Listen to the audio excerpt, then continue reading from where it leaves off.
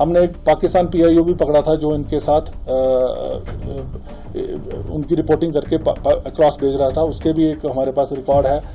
हमारे पास इनकी जो विजिट्स हैं, जैसे पाकिस्तान में डॉन की इवेंट इन्होंने वहां पे जाके किया, उसके बाद बांग्लादेश में, तो ये सारा एक बहुत बड़ा क्वेश्चन मार्क है इनके ऊपर।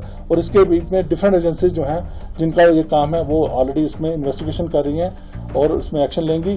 मैं इससे ज़्यादा इस पर और नहीं कह सकता। आपने सर लद्दाख के लेह में हिंसा हुई और इस हिंसा के मामले में पर्यावरणविद सोनम वांगचुक को गिरफ्तार किया गया। उन्हें मुख्य आरोपी के तौर पर पेश किया गया और अब DGP SD सिंह जामवाल ने बड़ा खुलासा करते हुए उनका एक पाकिस्तानी कनेक्शन भी निकाल लिया है। दरअसल 24 सितंबर को केंद्र शासित प्रदेश लद्दाख में हिंसा हुई, जिसके बाद लेह में एक प्रेस कॉन्फ्रेंस को संबोधित करते हुए DGP ने यह स्पष्ट किया कि सोनम वांगचुक पर केंद्र के साथ जिस तरह की बातचीत हो रही थी उसको न सिर्फ उन्होंने पटरी से उतार दिया, बल्कि 5 से 6 हज़ार लोगों ने जिस तरह से सरकारी इमारतों, राजनीतिक पार्टी के कार्यालय में हिंसा की और हमला किया, उसके लिए वो जिम्मेदार है। DGP SD सिंह ने कहा कि गोलीबारी सुरक्षा बलों की ओर से आत्मरक्षा में की गई, क्योंकि हिल काउंसिल और सचिवालय कार्यालयों में कई सरकारी अधिकारियों की जान को गंभीर खतरा था।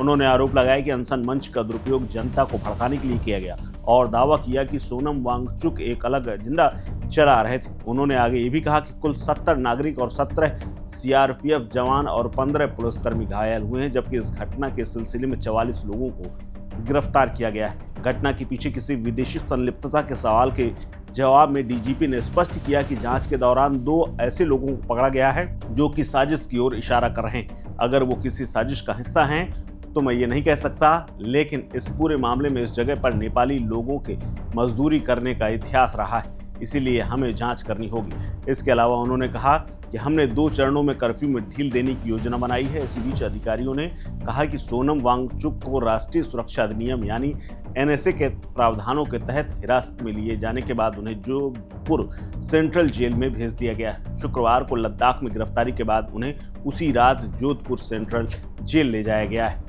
इसके अलावा SD सिंह ने कहा कि अनशन के दौरान पिछले दिनों हमने पाकिस्तानी व्यक्ति को भी गिरफ्तार किया था जो कि पाकिस्तान को रिपोर्ट कर रहा था, यानी वांगचुक का कनेक्शन अब पाकिस्तान से भी निकल आया है और पाकिस्तान के एक अखबार डॉन के लिए जो कार्यक्रम हुआ था उसमें बोलने के लिए भी वो पाकिस्तान गए हुए थे। क्या कुछ कहा है SD सिंह ने, सुनिए। देखिए, कुछ इन्वेस्टिगेशन जो हम अभी तक आपको बता सकते हैं, कुछ ऑब्वियसली हम नहीं बता पाएंगे क्योंकि उसमें एक प्रोसेस चल रही है।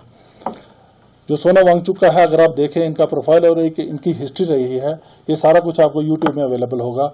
जिस किस्म से इंस्टिगेशन वाली उन्होंने बातें की हैं, अरब स्प्रिंग की बात की है, या नेपाल या बांग्लादेश या श्रीलंका की जो इंस्टिगेट करने के लिए उनका एक अपना एजेंडा है।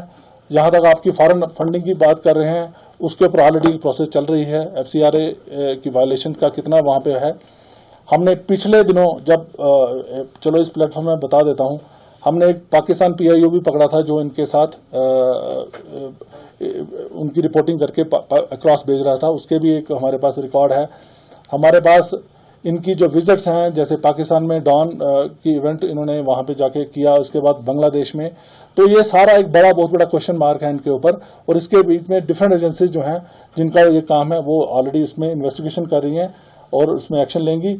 मैं इससे ज़्यादा इस पर और नहीं कह सकता। DGP ने आगे एक बात और कही। उन्होंने कहा कि 24 सितंबर की जो घटना हुई वो दुर्भाग्यपूर्ण थी, उसमें 4 लोगों की जान गई। ये सब चल रही तमाम प्रक्रियाओं के बीच में केंद्र के साथ जो बातचीत चल रही थी उसको विफल करने का प्रयास था। DGP जामवाल ने कहा कि इससे कुछ तथाकथित पर्यावरण कार्यकर्ता भी शामिल थे, उनकी विश्वसनीयता पर भी सवालिया निशान है। उन्होंने मंच को हाईजैक करने की कोशिश की और इसमें प्रमुख नाम सोनम वांगचुक है, जिन्होंने पहले भी ऐसे बयान दिए हैं और प्रक्रिया को पटरी से उतारने का काम किया है। उन्होंने कहा कि सोनम वांगचुक के भाषणों की और उनके तमाम YouTube के वीडियो को देखेंगे तो आपको पता चलेगा कि उनका एक एजेंडा है। 6 अक्टूबर को उच्चाधिकार प्राप्त समिति की बैठक, 25 और 26 सितंबर को प्रारंभिक बैठकों की तारीखों की घोषणा की गई थी, लेकिन 10 सितंबर को शांति भंग करने के लिए ऐसे तत्वों ने भूख हड़ताल का सहारा लिया था। बातचीत से पहले भाषणों और वीडियो की संख्या में लगातार वृद्धि हुई, जिससे हमारा मानना है कि कानून व्यवस्था के लिए ये खतरनाक था। हमने FIR भी दर्ज की है। डीजीपी ने कहा कि सीआरपीएफ अधिकारियों के साथ मारपीट की गई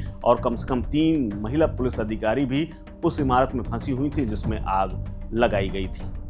इस खबर में फिलहाल इतना ही। अपडेट्स के लिए बने रहिए वन इंडिया हिंदी के साथ। नमस्कार। Subscribe to One India and never miss an update. Download the One India app now.